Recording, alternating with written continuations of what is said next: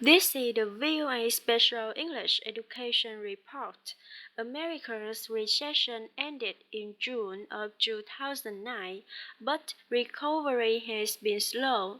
Many states face budget problems and have cut spending in areas including education. In California, thousands of teachers have lost their jobs. 60% of the teachers at the Mariposa Narby Primary School in Los Angeles have received dismissal notices. Gerardo Rodriguez, the school principal, has been able to provide computers for his students.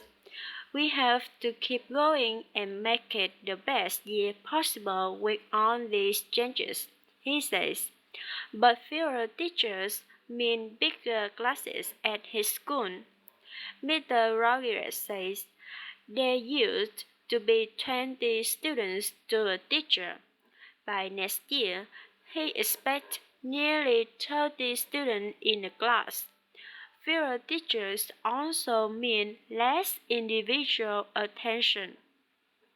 Teachers say this is true especially in schools with large immigrant population, where English is not the first language of many students. Los Angeles has the nation's second largest public school system after New York City. The district has dismissed 10 to 12% of its staff during the past 2 years. John Desies, the head of the Los Angeles Unified School District, says about half of those laid off were teachers. An education professor at the University of California, Los Angeles, John Rogers, says other states have also laid off teachers. But he says the situation in California is worse because the state was already facing a budget deficit before the recession.